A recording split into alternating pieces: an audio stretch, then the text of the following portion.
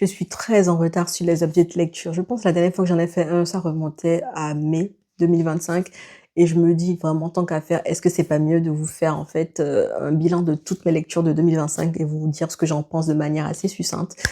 Donc ouais, une vidéo où je vous parle de toutes mes lectures de 2025, ça peut être intéressant pour rattraper tout ce que j'ai pas abordé et ça me permettra de repartir à zéro pour 2026.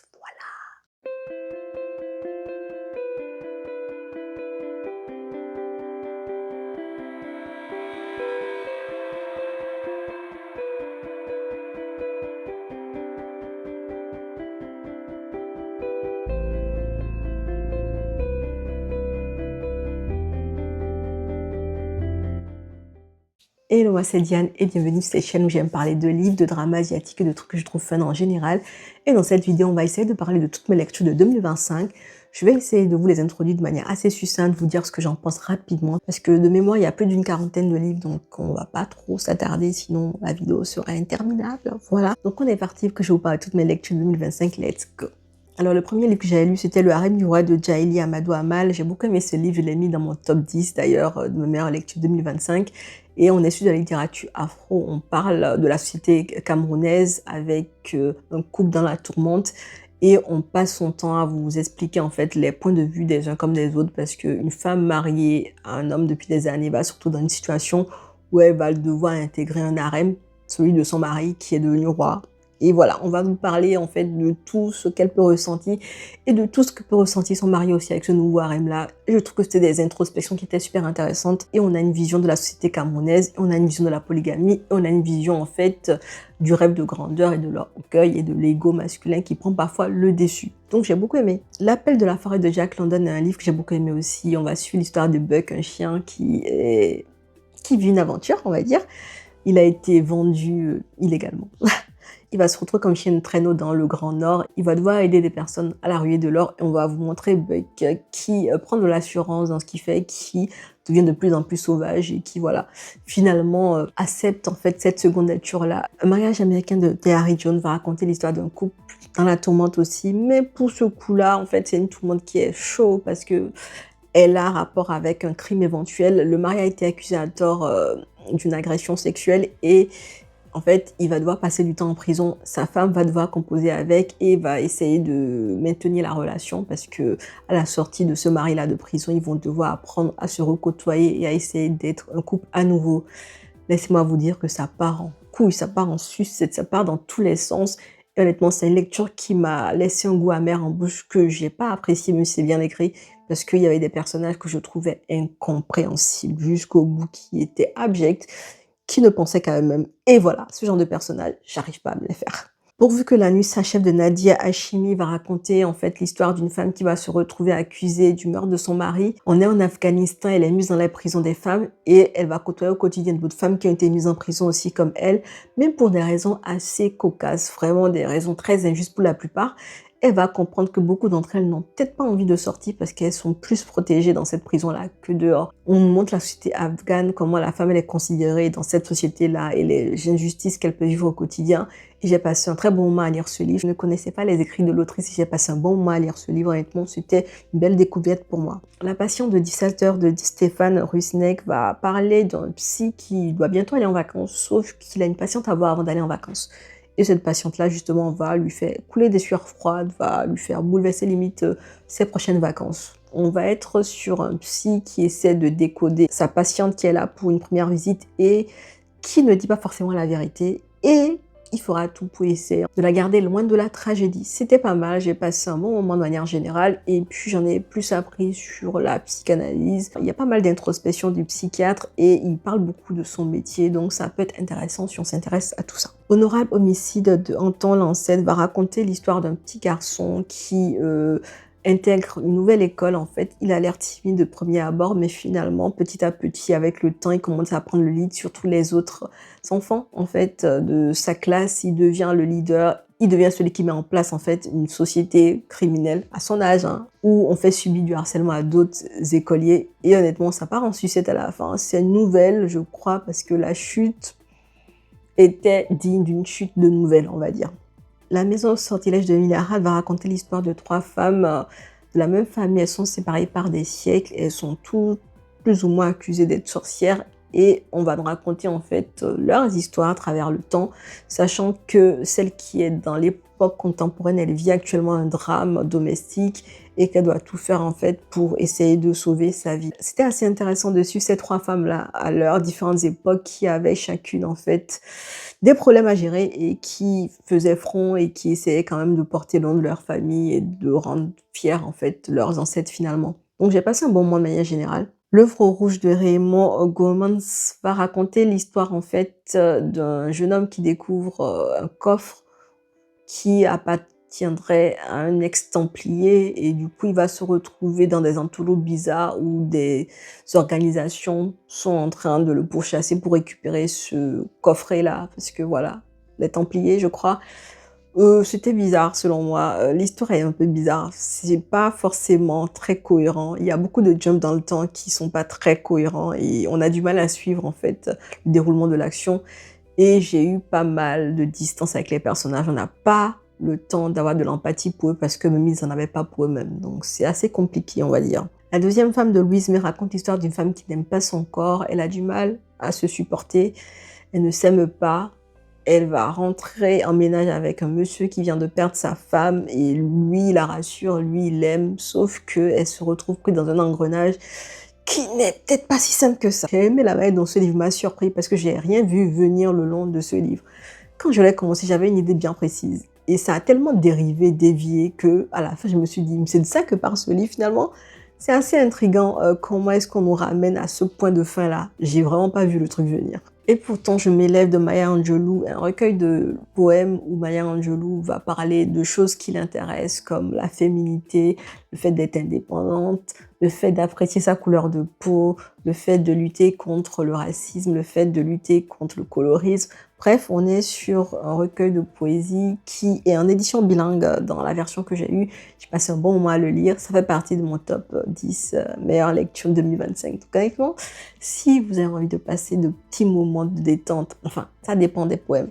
Si vous avez envie de passer des moments poétiques avec des thèmes comme l'amour, la féminité, la sororité, le racisme, enfin, tout ce genre de termes, si ça peut vous intéresser.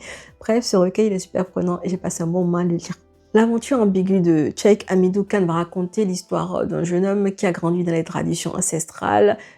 Il a été inscrit à l'école, du coup, il va apprendre de la connaissance occidentale, il va aller étudier aussi en Europe, du coup, il va se retrouver à essayer de comprendre pas mal de choses, à essayer d'intégrer les deux cultures, à essayer de faire la part des choses, à essayer de comprendre tout le monde, tellement qu'il va se perdre dans tout ça. Et c'est son dilemma qu'on nous raconte en fait dans ce livre.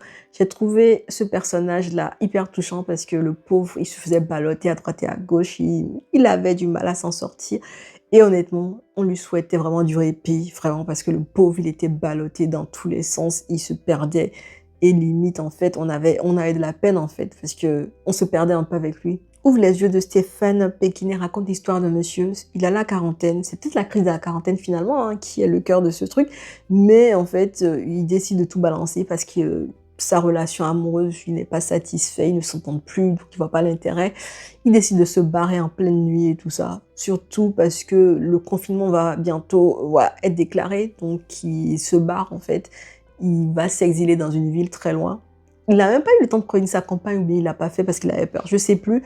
Mais voilà, c'est un petit lâche qui prend ses affaires, se casse et on le suit pendant qu'il fait le point sur sa vie parce que tout son trajet, il va vous raconter son histoire et il va vous raconter en fait comment il en est arrivé à ce point-là de sa vie. Le pauvre, il a eu pas mal de crasse, mais quand même, il aurait dû rompre de manière assez classe quand même, avant de se barrer, je trouve. Célèbre de Maud Ventura raconte l'histoire d'une femme qui atteint la célébrité. C'est une femme qui est perfectionniste, elle chante bien et c'est quelqu'un qui veut que tout soit parfait. Mais c'est quelqu'un aussi qui a un tempérament très très agaçant, très voilà. On n'apprécie pas forcément son tempérament. Et honnêtement, je pense que Maud Ventura a fait exprès de nous présenter des personnages qui sont très atypiques, quoi, parce que à aucun moment vous allez apprécier l'héroïne de ce livre. Parce que c'est elle qui vous parle le long de ces pages du livre et elle vous raconte comment tout tourne autour d'elle, elle vous raconte comment elle est géniale, comment les autres ce sont des pouilleux, comment les autres ce sont des cafards qu'elle a envie d'écraser. Vous avez du mal à l'apprécier et je pense que Maud Ventura fait exprès de créer ce genre de personnage parce que j'ai lu un autre livre d'elle, toujours en 2025, et c'était aussi un autre personnage très très particulier. Bref, globalement, c'est bien écrit, j'ai aimé la fin. Vraiment, elle était très satisfaisante. Bref. Pour seul cortège de Laurent Godet, c'est l'histoire d'Alexandre le Grand, revisité, on va dire. On va suivre Alexandre le Grand en train de mourir, en fait, et à la veille de sa mort, ses généraux se disputent, en fait, les territoires qu'il a conquis. On va dépêcher des femmes qui sont censées le pleurer. On va dépêcher surtout une femme de sang royal. Et on va vous montrer tous ces personnages-là qui, petit à petit, essaient de faire le deuil de ce grand personnage qui est en train de mourir. Et honnêtement, d'habitude, j'aime beaucoup les livres de Laurent Godet, mais ce livre, je sais pas, j'ai pas aimé plus que ça. C'est bien écrit, hein, mais c'est juste que je me suis attachée à aucun des personnages de cette histoire finalement. Chacun avait un but très bizarre et chacun était dans la contemplation de son but sans pour autant faire des actions concrètes par moment. Donc j'étais là en mode, c'est philosophique, enfin bref, j'étais un peu mélangée, donc c'est bien écrit, mais voilà, moyen pour moi comme expérience. L'Odyssée du Gaïndé, les enfants de la Teranga de Peter Wax va raconter l'histoire de Moussa qui a grandi dans un village et qui décide de s'exiler en fait pour découvrir le monde. Sauf qu'il y a des frontières, il y a des lois, il y a des visas à avoir et il n'est pas forcément du genre à vouloir faire ces démarches-là. Il va se retrouver dans pas mal d'entourloupes et il va devoir en fait conjuguer avec et il va passer son temps à se faire des réflexions sur ce monde-là qui n'est pas forcément très accueillant, sur son voyage, son périple. Et honnêtement, je ne sais pas de quoi voulait parler ce livre. J'ai l'impression qu'il voulait parler du fait de considérer que tous les endroits sont chez toi, je crois. You are badass at making money, master the mindset of wealth de Jen Sincero, un livre qui est censé te parler de comment gérer ta fortune, mais il le fait pas du tout. C'est n'importe quoi. C'est l'une de mes pires lectures de l'année, donc j'ai pas envie de vous en parler plus que ça. Fées sorcières et diablesse, un collectif d'écrivains, en fait, c'est un recueil où il y a pas mal, en fait, d'histoires de fées, de diablesse, de sorcières. Et c'est des histoires qui viennent de tous les écrits en fait du monde, on va dire. Parfois c'est des petits passages, parfois c'est des contes, parfois c'est des récits, parfois c'est des poésies, des poèmes. Donc voilà, c'est un petit melting pot où on essaie de vous parler de toutes les sorcières qui ont pu traverser, de toutes les fées, diablesses et sorcières qui ont pu traverser la littérature de manière générale. Je m'attendais plus à des nouvelles en fait, donc ça m'a un peu étonnée que ce soit des captures en fait de passages où il y avait des fées, diablesses ou sorcières d'autres livres. La mare au diable de George Sand va raconter l'histoire en fait d'un jeune paysan. Il a perdu sa femme et il est à la recherche d'une nouvelle femme parce que voilà, ses enfants ont besoin d'une mère. Et on va le suivre pendant qu'il traverse la campagne pour aller dans la ville à côté, puisqu'on lui propose là-bas une jeune femme qui serait parfaite pour lui. Et moi, ce que j'ai beaucoup aimé dans ce livre, c'est vraiment le vers en fait. On vous décrit les paysages, on vous décrit la campagne, on vous décrit le calme de la campagne, on vous décrit les personnes qui sont super simples, toute cette vibe-là. J'avais besoin de ça parce que j'avais lu trop de trucs bizarres juste avant et je voulais quelque chose de très détendant. Et ça a été le cas, j'ai passé un moment vraiment paisible à imaginer cette campagne-là, à imaginer ces gens assez simples et à vivre cette petite romance de rien du tout finalement puisque il va trouver l'amour en coup de route. Donc c'était pas mal, j'ai passé un moment. Les dangers de fumer au lit de Mariana Enriquez, un recueil de nouvelles assez glauques, macabres. Vraiment, il y a pas mal de nouvelles qui m'ont fait couler des sueurs froides. Vraiment, il y a des nouvelles où j'ai eu du mal à dormir après parce que je les ai lues la nuit, donc c'était compliqué. Donc c'est un mélange assez intéressant de ce que peut proposer Mariana Enriquez en termes de gore, d'horreur et de fantastique. Donc si vous voulez découvrir sa plume, ça peut être super intéressant. Un café maison de Keigo Higashino, c'est un thriller. On va suivre une enquête qui va prendre ses racines en fait dans le quotidien d'une famille. Le monsieur tomberait de mort, on ne comprend pas pourquoi. Et même si on a des suspicions sur l'épouse, parce que c'est dit dès le départ, hein, on ne saura jamais comment elle serait arrivée à faire ça puisqu'elle n'était pas présente quand le monsieur... Donc, ce que j'aime bien dans les récits de Keigo Higashino, surtout sur cet enquêteur, parce qu'en fait, il a des enquêteurs phares qu'il ramène dans des séries de livres, c'est qu'on vous dit déjà qu'on soupçonne fortement quelqu'un. Il n'y a pas de suspense sur le meurtrier, mais c'est comment retrouver la manière dont il a agi, comment retrouver la manière dont il a pu se trouver un alibi parfait. C'est tout ça qu'on essaie de débunker et j'ai passé un bon moment honnêtement. Depuis toujours, nous aimons les dimanches de Lydie Salver est un essai qui parle du fait d'apprécier son dimanche en sérénité, de passer son dimanche en paresse parce que finalement, on n'a pas besoin de travailler tant que ça.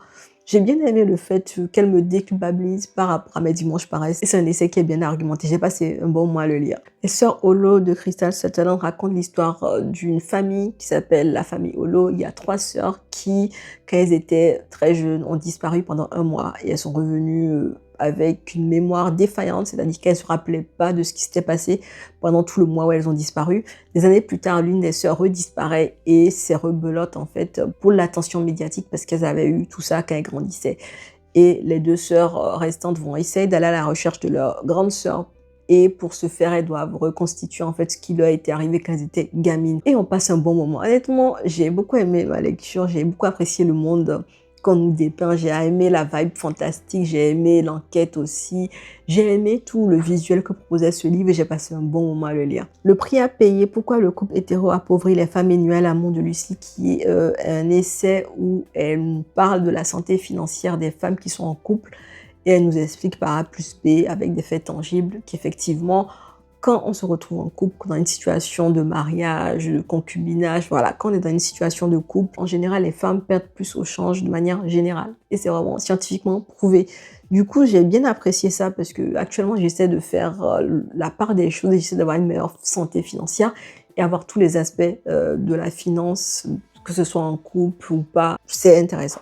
Sundiata, à l'époque Madingue, raconte l'histoire de griots et de familles de griots. On va suivre les récits en fait d'une créature mythique qui va être racontée via des griots. Et c'est assez poétique la manière dont tout est retranscrit. Voilà, c'est la manière dont les griots racontent les histoires de manière générale. J'ai apprécié ma lecture. Ça me rappelait beaucoup les contes qu'on me lisait quand j'étais toute petite. Cemetery Boys de Aiden Thoman raconte l'histoire en fait d'une famille qui a des pouvoirs spéciaux. Ils aident les fantômes à traverser pour aller dans l'au-delà de manière générale.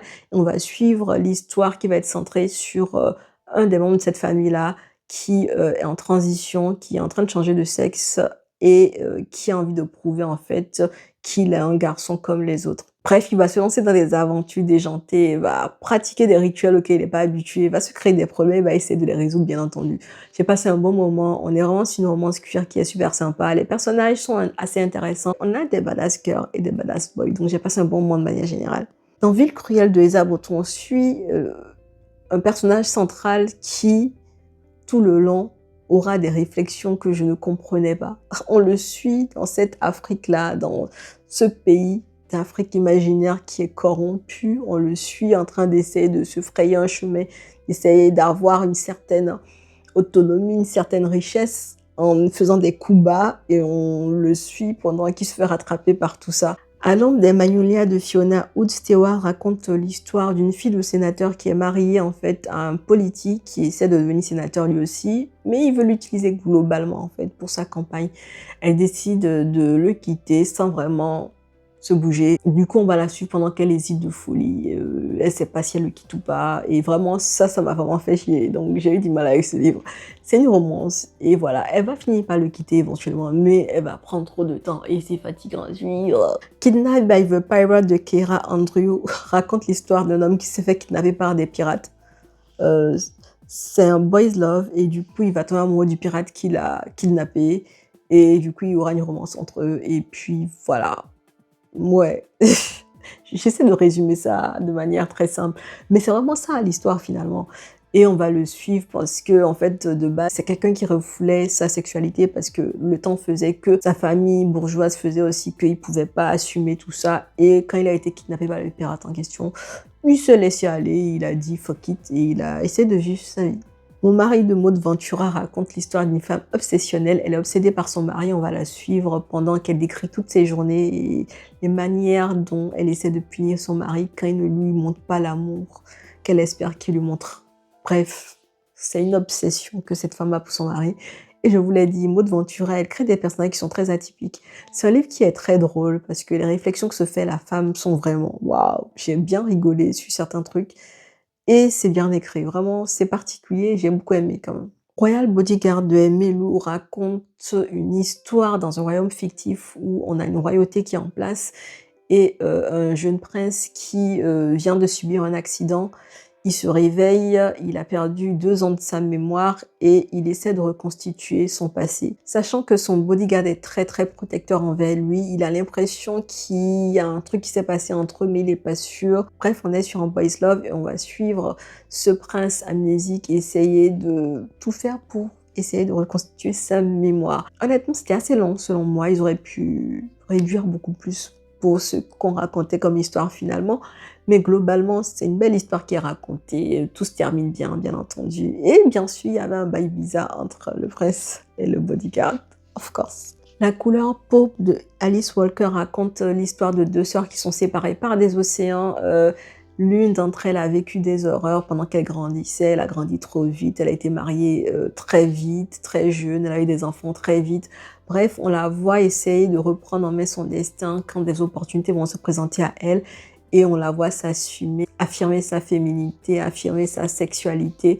Et honnêtement, on voit ces 2 sœurs-là qui s'aiment de folie et qui s'échangent une correspondance qui est hyper touchante. J'ai passé un très, très, très bon moment à lire ce livre.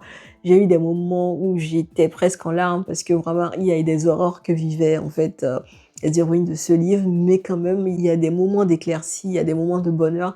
Et j'ai passé un bon moment à lire ce livre.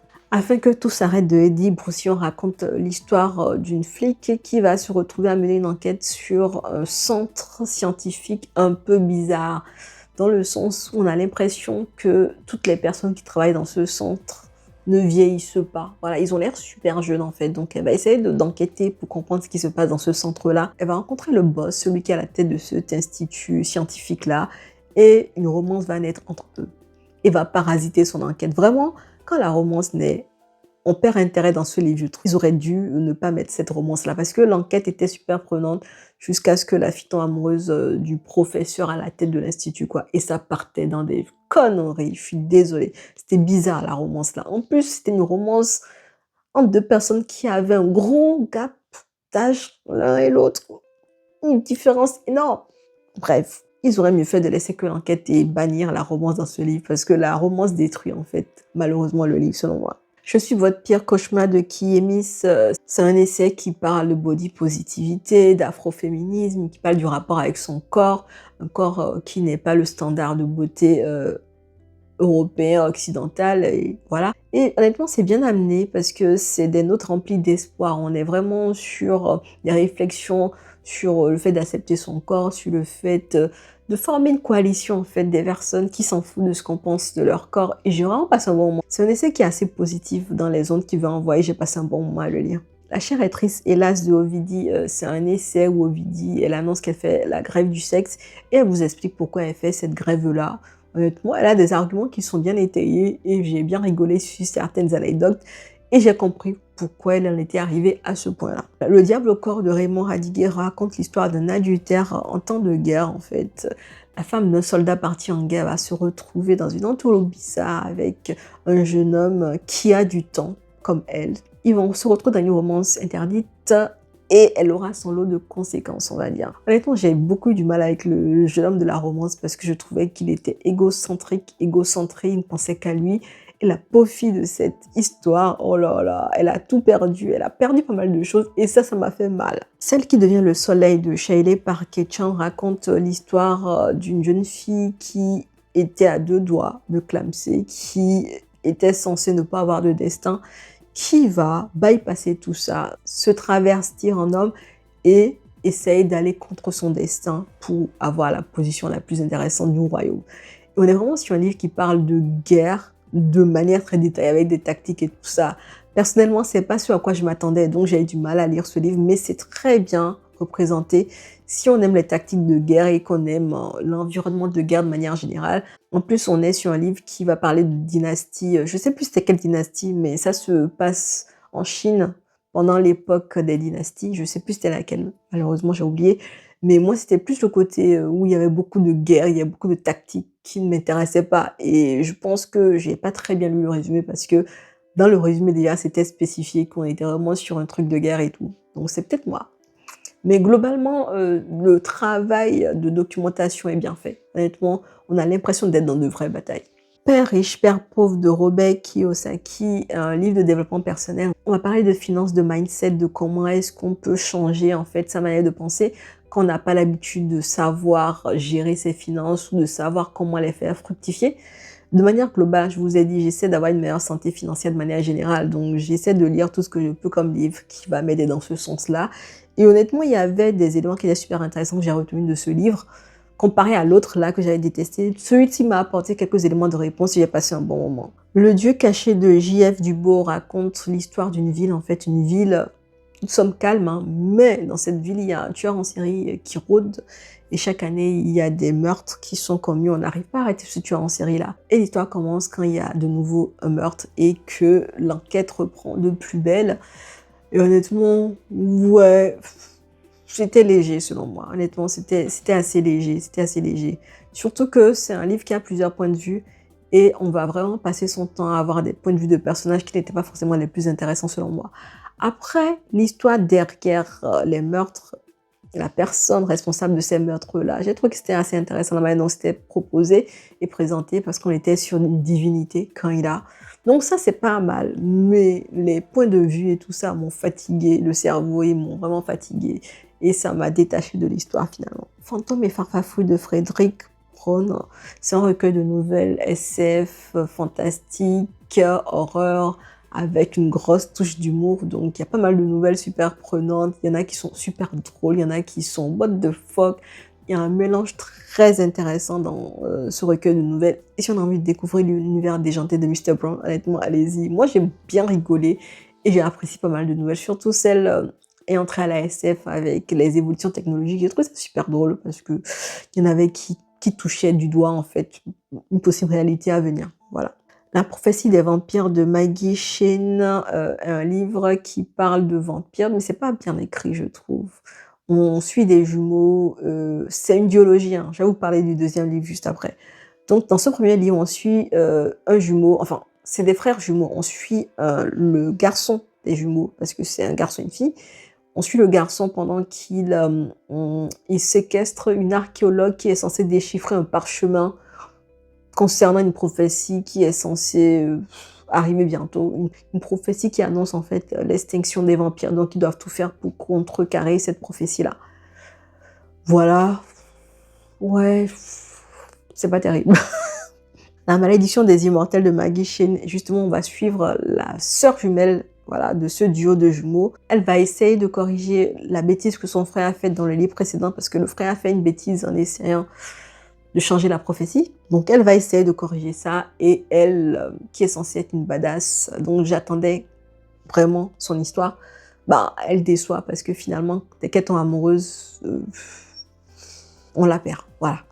Mirror Bay de Catriona Ward est un livre que j'ai trouvé super prenant. C'est un livre qui raconte l'histoire d'un livre dans un livre. Quand il a, on va suivre des jeunes qu'on a l'habitude d'aller en vacances à Mirror Bay. On va les suivre pendant 2 ou 3 étés.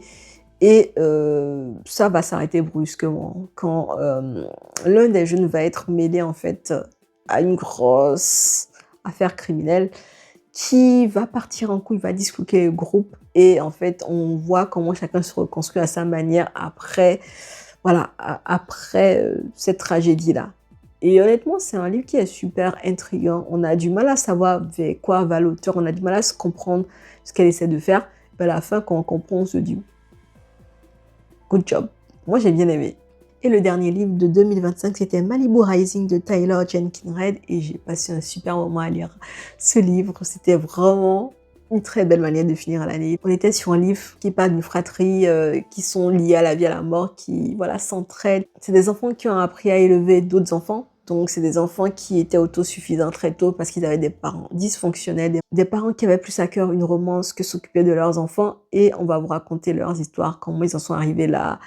Et tout ça se passe pendant un été brûlant, pendant qu'il y a des villas qui flambent et pendant que la fameuse fête qu'ils font chaque année, cette année-là où tout se passe, va partir un peu en couille. Vraiment, j'ai beaucoup aimé cette histoire parce qu'elle est super attachante. Les frères et sœurs sont super attachants. Leur histoire touche énormément. On vous raconte en fait comment ils en sont arrivés là. On vous raconte comment est-ce que les parents sont arrivés là aussi. Et vraiment, voilà, on suit plusieurs générations et on voit là où les choses ont commencé à aller mal, là où les grains de sable se sont glissés dans toute cette équation.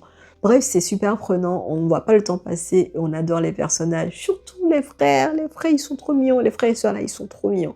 Bref, c'était l'une de mes meilleures lectures de l'année 2025. Je vous recommande si vous ne l'avez pas encore lu. C'est un très bon livre. Le titre en français s'appelle La sirène de Malibu de mémoire. Donc honnêtement, trop bien, trop bien. Et j'espère que la vidéo n'a pas été trop longue. Voilà, je voulais vous faire un résumé de toute mon année 2025 en livre. Comme ça, je démarrais une nouvelle année 2026 de manière propre. On laisse les livres 2025, on passe à des updates de lecture de tout ce qu'on a pu lire en 2026. J'espère pouvoir vous glisser ça très rapidement. Bref, j'espère que vous avez apprécié cette vidéo. On se dit à bientôt dans une prochaine vidéo. Et en attendant, prenez soin de vous. Ciao.